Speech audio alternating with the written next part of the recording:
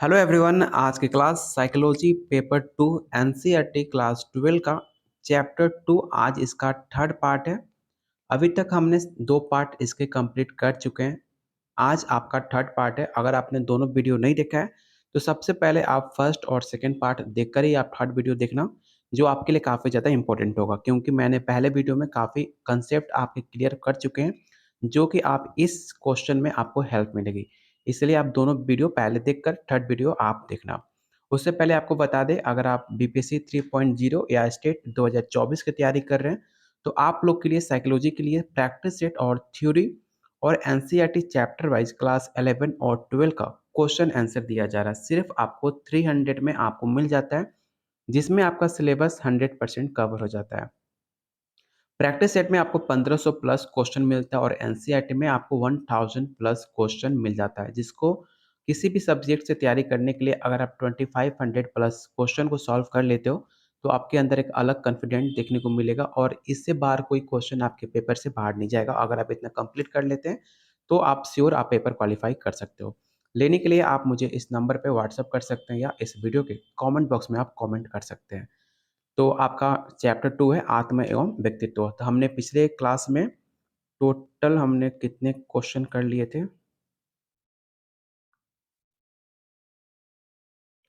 हमने 43 question complete कर लिए थे पार्ट 2 तक। ठीक है, आज हम स्टार्ट करेंगे 44 से।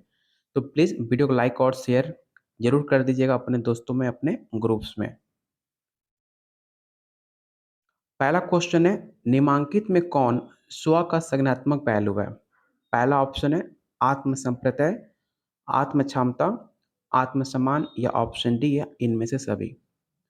तो जितने लोग इसका आंसर डी टिक आउट कर रहे हो, इसका आंसर हो जाएगा ऑप्शन सी। बात की जाए 100 का सकारात्मक पहलू का, तो बात होगा आपके आत्मसम्मान से। तो इसका राइट आंसर ऑप्शन आपका सी होगा।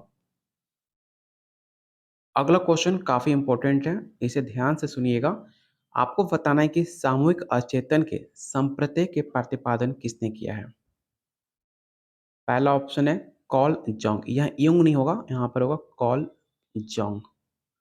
ठीक है, या नहीं तो इसका राइट आंसर क्या हो जाएगा? तो इसका राइट आंसर ऑप्शन डी हो जाएगा।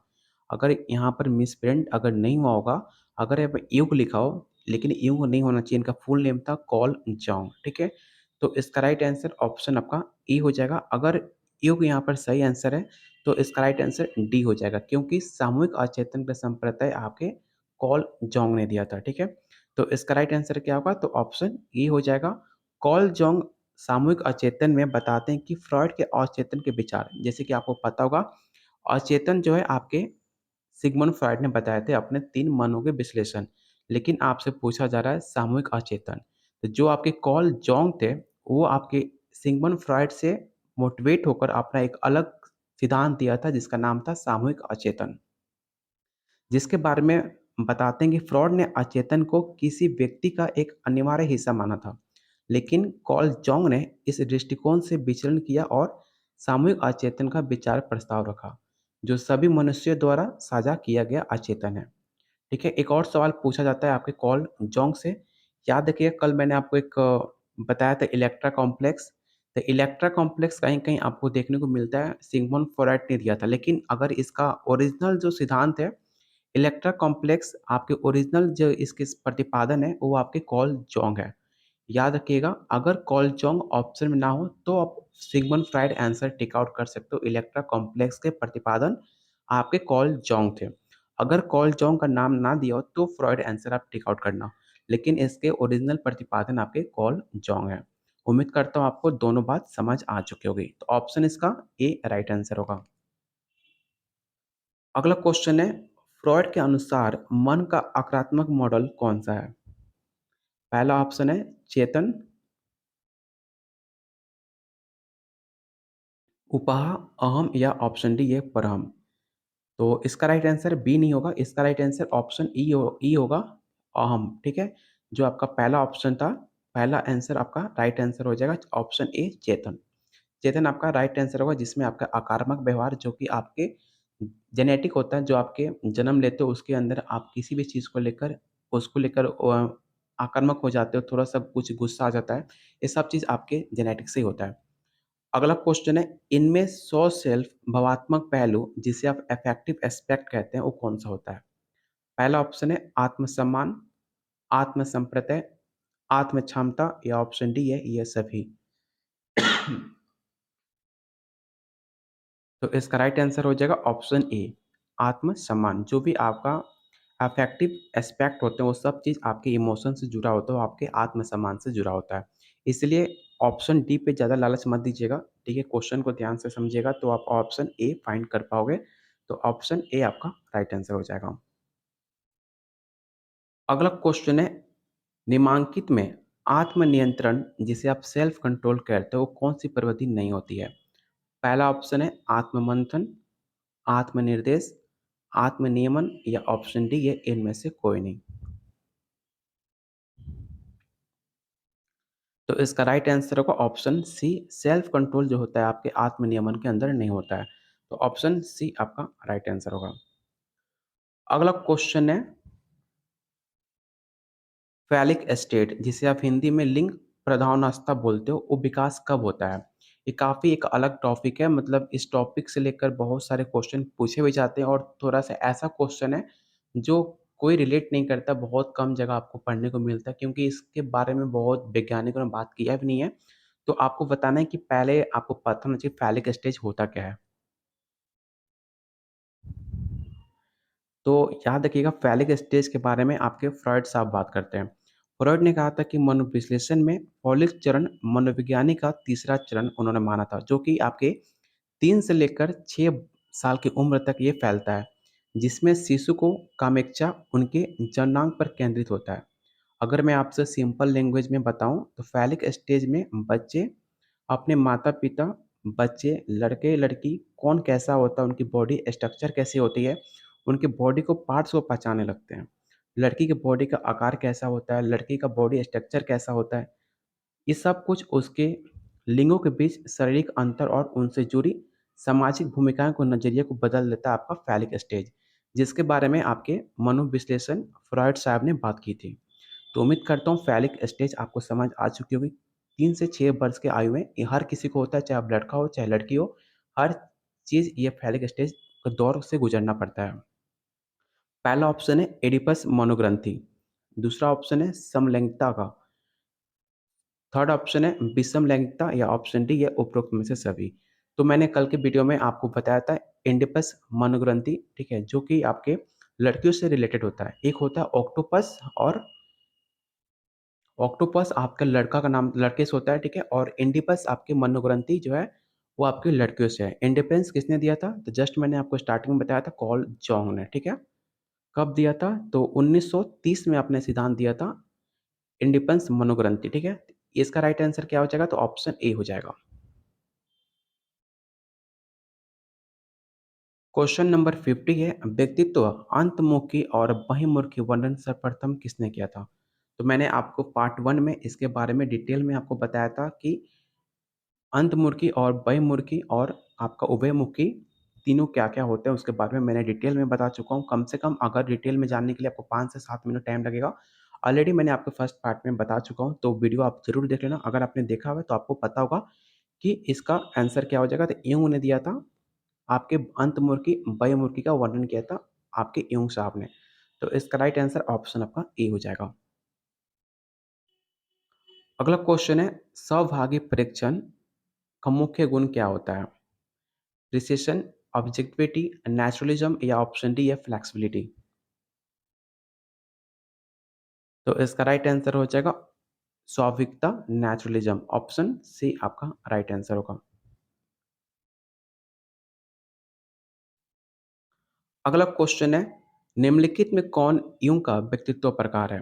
तो जस्ट मैंने आपको बताया कि युग ने 3 व्यक्ति को प्रकार बताए थे, कौन सा? तो अंतर्मुखी, बहिर्मुखी और आपका उभयमुखी। तो जिसमें से आपको एक नाम यहाँ पे दिख रहा है और आपसे पूछा भी जा रहा है कि युग ने कौन व्यक्तित्व का प्रकार बताया था?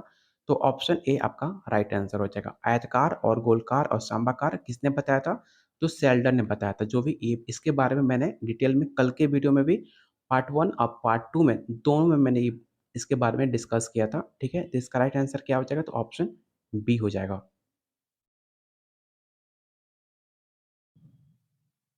अगला क्वेश्चन है सामूहिक अचेतन, जिसे आप कलेक्टिव अनकॉन्शियस के संप्रति का प्रतिपादन किसने किया? फर्स्ट क्वेश्चन में मैंने इसके बारे में आपको बताया था। अगर आप ध्यान से वीडियो देख रहे हो, स्टार्टिंग से वीडियो देख रहे हो, तो आप इसका आंसर आसानी से बता सकते हो। पहला ऑप्शन है जोंग, एडलर, फ्रॉयड या ऑप्शन डी ये इनमें से कोई नहीं। तो सामूहिक अचेतन जस्ट मैंने आपको बताया कि यूंग ने किया था, जो आपके कॉल जोंग नाम थे इनका, कॉल जोंग, जिसे आप इंग्लिश में कलेक्टिव अनकॉन्शियस कहते हैं। तो इसका राइट आंसर क्या होगा? तो ऑप्शन ए हो जाएगा।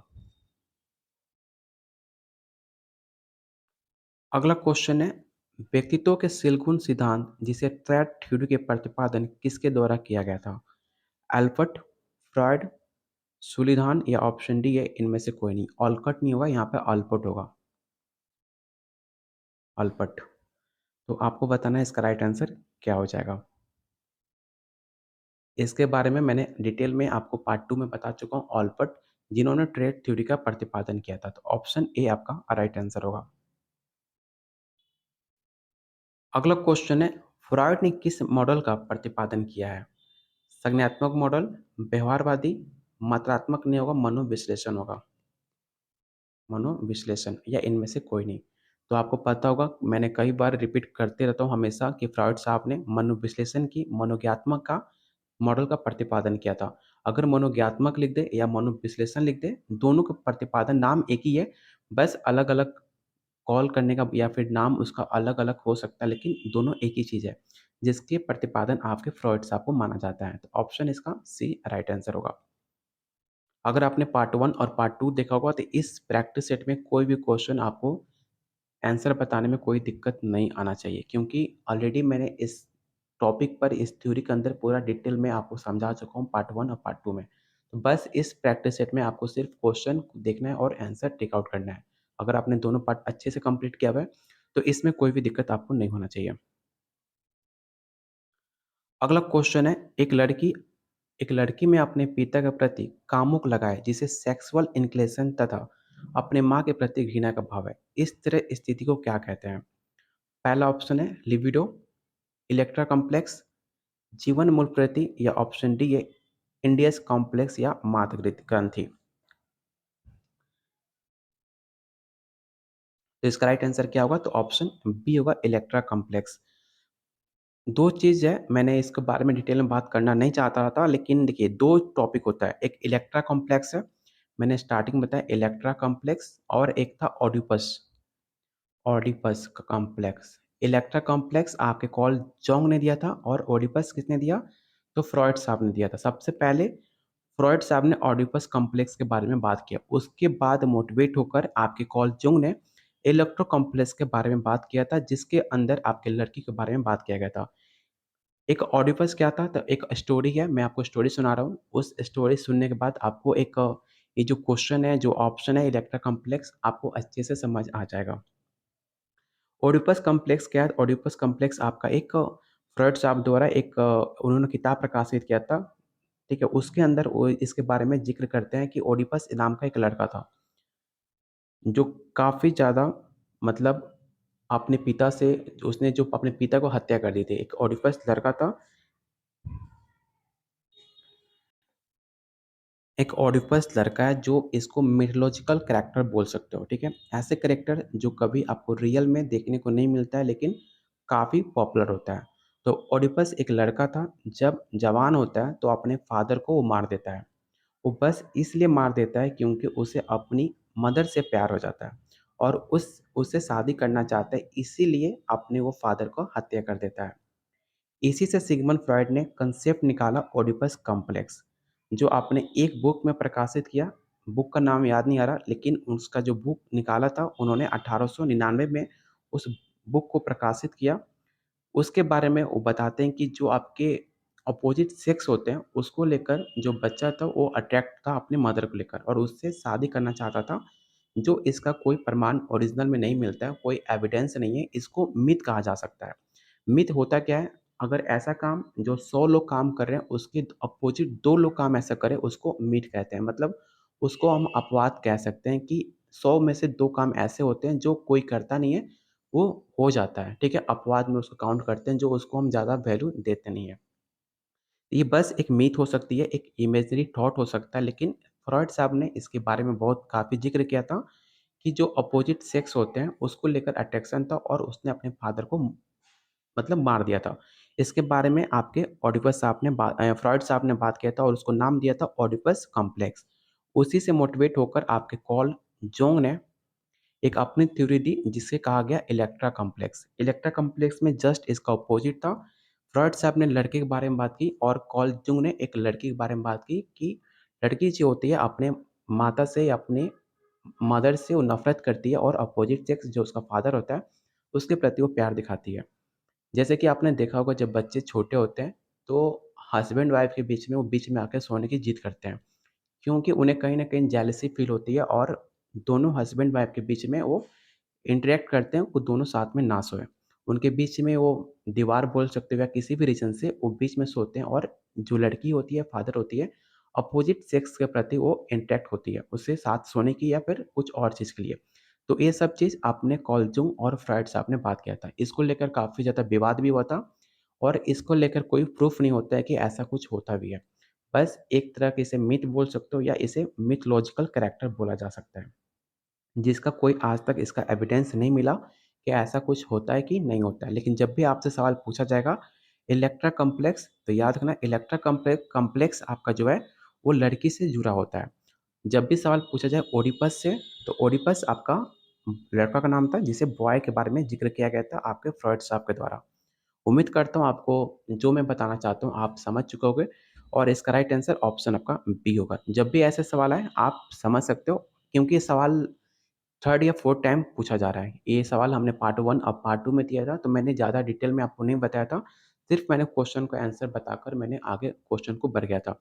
लेकिन ये सवाल बार-बार रिपीट हो रहा है और बा मुझे लगता है कि सवाल काफ़ी इम्पोर्टेंट भी है और आपके पेपर में पूछा भी जा सकता है, इसलिए मैंने इसके बारे में डिटेल में आपको बता दिया, जिससे आपके पेपर में कोई भी ऐसा सवाल आता है, तो आप उसमें बिना कन्फ्यूज़ हुए आप राइट आंसर दे सकते हो। तो इसका राइट आंसर ऑप्शन आपका बी हो जाएगा। अगला क्वेश्चन है व्यक्ति के ज्ञात्मक पक्ष कितने होते हैं? 3, 2, 4 या ऑप्शन डी है आपका 1। तो जस्ट मैंने आपको बताया कि ज्ञात्मक पक्ष हो या आपका मनोविश्लेषण पद हो, आपके फ्रॉइड साहब ने दिया था। टोटल आपने उन्होंने 3 बताए थे, जैसे चेतन, अचेतन और अग्रचेतन। तो इसका राइट आंसर ऑप्शन आपका ए हो जाएगा 3। अगला क्वेश्चन है निम्नलिखित में कौन व्यक्तित्व का शील गुण नहीं है? पहला ऑप्शन है मानवता, बौद्धिक योग्यता, प्रेम या ऑप्शन डी है अहम शक्ति। तो जो आपका बात की जाए व्यक्तित्वशील गुण का तो आपका प्रेम जो है आपका व्यक्ति को अशील गुण नहीं माना जाता। ऑप्शन सी आपका राइट आंसर होगा। ईद किस पर आधारित है? सूखे सिद्धांत पर, वास्तविकता पर, नैतिकता पर या ऑप्शन डी है सामाजिक सिद्धांत पर। तो जो आपका ईद है वो आपके सूखे सिद्धांत पर डिपेंड होता है। जो आपका सुपर ईगो होता है वो आपका नैतिकता पर होता है और वास्तविकता पे आपका ईगो होता है। तो इसका राइट आंसर क्या हो जाएगा? तो ऑप्शन ए आपका राइट आंसर हो जाएगा। अगला क्वेश्चन है फ्रॉड के अनुसार व्यक्तित्व विकास में कितनी अवस्थाएं हैं? पहला ऑप्शन है 5, 7, 4 या ऑप्शन डी है आपका 10। तो इसका राइट आंसर ऑप्शन आपका ए हो जाएगा। क्वेश्चन नंबर 61 निम्नलिखित में कौन व्यक्तित्व का जैविक निर्धारक है? पहला ऑप्शन है पारिवारिक वातावरण, विद्यालय का वातावरण, सामाजिक मूल्य या ऑप्शन डी है शारीरिक रचना। तो इसका राइट आंसर ऑप्शन आपका डी हो जाएगा शारीरिक रचना। जो आपका जैविक होता है, बायोलॉजिकल जो होते हैं आपके बॉडी के अंदर जो भी बॉडी चेंज होते हैं, वो सब कुछ आपके शारीरिक रचना होता है। बायोलॉजिकल कुछ नहीं होता, बायोलॉजिकल सिर्फ़ आपका शारीरिक आपका चेंज होता है। तो इसका राइट आंसर ऑप्शन आपका डी हो जाएगा। अगला क्वेश्चन है, फ्रॉइड के अनुसार इलेक्ट्रा की अवधि लड़कियाँ प्रतियोगिता किससे करती हैं? बहन से, भाई से, माँ से या ऑप्शन डी है पिता से। तो जस्ट मैंने इसका आंसर आपको बताया था कि जो आपकी इलेक्ट्रा में जो फ्रॉइड के अनुसार लड़कियाँ जो होती हैं, अपने प्रतियोगिता करती हैं अपने माँ से। मतलब उनके कॉम्पिटिशन में उनके कंपैरिज़न करती हैं कि उनके जगह पे मुझे होना चाहिए। उनसे जेलसी करती हैं। तो इसका राइट आंसर क्या होगा? तो ऑप्शन सी होगा। ये क्वेश्चन जो है आपको 3 से 6 वर्षों के बाद 3 से 6 के वर्ष में इसके बारे में बात की गई है, ठीक है? जो लड़कियों को लेकर है वो 3 से 6 वर्ष के अंदर ही कार्ल जंग ने बात किया था। इसके ऊपर के ऐज के बारे में इन्होंने क्लियर नहीं बताया। तो इसलिए आप इसे 3 से 6 वर्ष की आयु तक ही समझना, जिसमें बच्चे का जो विकास होता है अचेतन का, वो विकास नहीं हुआ होता है। तो इसका राइट आंसर ऑप्शन आपका सी होगा। अगला क्वेश्चन है, सामूहिक अचेतन के विषय को क्या कहा जाता है? मनोथी, एनिमा या प्रोटोना? याद रखना, जो आपका सामूहिक अचेतन था, जिसे आपने पढ़ा था कलेक्टिव, तो जिसने कार्ल जंग ने दिया था। मैंने इस फर्स्ट क्वेश्चन में आपको बताया था कार्ल जंग ने कलेक्टिव अचेतन के बारे में बात किया था, जिसको आप मनोस्मृति के नाम से भी जाना जाता है। तो इसका राइट आंसर ऑप्शन आपका ए होगा। इसे याद रखना, इस क्वेश्चन को, मनोस्मृति। अगला क्वेश्चन है, इन सिद्धांतों में किस सिद्धांत को प्रतिपादन मैस्लो ने किया था? पहला ऑप्शन है आवश्यकता का सिद्धांत, सामाजिक अधिगम सिद्धांत, क्षेत्र सिद्धांत या ऑप्शन डी आपका आत्म कार्यान्वयन सिद्धांत। तो इसका राइट आंसर ऑप्शन आपका ए हो जाएगा। मैंने कई बार आपको बता चुका हूँ कि मैस्लो ने आवश्यकता का सिद्धांत दिया था, जिसके अंदर उन्होंने 5 स्टेप के बारे में बात किया था। शारीरिक और आपके क्षेत्र, आपके रखवाली, ये सब चीज़, आपके खाना-पीना जो भी है, जो आपका फर्स्ट सिद्धांत होता है, उन्होंने नीड की आवश्यकता के सिद्धांत में आपके मैस्लो साहब ने बताया था। तो इसका राइट आंसर ऑप्शन आपका ए हो जाएगा। यहाँ पर गलत दिया गया ऑप्शन, ऑप्शन आपका ए हो जाएगा। सामाजिक अधिगम सिद्धांत किसने दिया है? तो आपके बंडूरा साहब ने दिया है आपके सामाजिक अधिगम सिद्धांत, जो कि आपके बेबी डॉल पे अपना प्रयोग किया था। बेबी डॉल, इसे याद रखिएगा। अगला क्वेश्चन है, व्यक्ति के आलम सिद्धांत, जिसे सेल्फ थ्योरी, किस मनोवैज्ञानिक ने प्रतिपादन किया है? पहला ऑप्शन है रोजर्स, वुंट, रेजरन या ऑप्शन डी ये इनमें से कोई नहीं। तो व्यक्ति का आलम सिद्धांत, सेल्फ थ्योरी, आपके रोजर्स ने दिया था। ऑप्शन ए आपका राइट आंसर हो जाएगा। अगला क्वेश्चन है, जातीय अचेतन का उल्लेख सर्वप्रथम किसने किया था? एडलर्ट ने, कार्ल जंग ने? दो ऑप्शन है, आप बताओ दो ऑप्शन में क्या हो सकता है? क्योंकि जस्ट मैंने आपको इसका आंसर बताया था, तो बिल्कुल भी गलती नहीं करना। जातीय अचेतन, जिसे आप कलेक्टिव अचेतन कहते हो, वो आपके कार्ल जंग ने दिया था। ऑप्शन बी आपका राइट आंसर होगा। टोटल हमने 66 क्वेश्चन कंप्लीट कर लिए थर्ड पार्ट में। अगले पार्ट में हम पूरा क्वेश्चन कंप्लीट कर लेंगे, ठीक है? क्योंकि टाइम मेरे पास कम है। तो 85 क्वेश्चन है, हमने 60 क्वेश्चन कर लिए। मुश्किल से और आपके 19 क्वेश्चन बचेंगे, ठीक है? 19 क्वेश्चन अगले वीडियो में पूरा डिटेल में कोशिश करूँगा कि हर चैप्टर, हर क्वेश्चन को मैं डिटेल में और बता पाऊँ। आपके एग्ज़ाम के लिए पास है, तो जितना आप डिटेल में जानोगे, और ये ऐसे टॉपिक हैं जो आपके एग्ज़ाम में 100% सवाल पूछे जाएँगे। एनसीईआरटी मुझे पता नहीं था कि इतना इम्पोर्टेंट क्वेश्चन हो सकता है। मैंने इतना डिटेल में कभी एनसीईआरटी पढ़ा भी नहीं था। लेकिन जब क्वेश्चन देखता हूँ तो मुझे लगता है कि हर एक क्वेश्चन में 1-1 घंटे का, आधा घंटे का इस पे डिटेल में आपको थ्योरी कराया जा सकता है। और हर एक टॉपिक अपने एग्ज़ाम के लिए काफ़ी ज़्यादा इम्पोर्टेंट है। हर एक टॉपिक से 5 से 8 सवाल ऐसे बनाए जा सकते हैं जो आपके एग्ज़ाम में पूछे जा सकते हैं। और इसलिए मैंने आपको पूरा डिटेल में बता रहा हूँ, क्योंकि आपका पेपर में सवाल ज़रूर पूछे जाएँगे इस टॉपिक से। इस टॉपिक काफ़ी ज़्यादा इम्पोर्टेंट है। मैंने 4 से 5 टॉपिक जो है 2-4 बार बोल चुका हूँ कि काफ़ी इम्पोर्टेंट है। चैप्टर आपके एनसीईआरटी 11 में 2-3 चैप्टर ऐसे थे जो हमेशा आपके प्रीवियस ईयर क्वेश्चन में, चाहे स्टेट हो, चाहे बीपीएससी हो, उस टॉपिक से आपके 10 से 15 क्वेश्चन डायरेक्ट 3 से 4 चैप्टर से पूछे गए थे। और जो आपका क्लास 12 का है, अभी तक हमने सिर्फ़ चैप्टर 2 ही कंप्लीट किया हुआ है, 1 और 2। और इस टॉपिक से मुझे लगता है कि आपको 10 से 12 क्वेश्चन सिर्फ़ चैप्टर 1 और चैप्टर 2 से ही आपको देखने को मिल सकता है।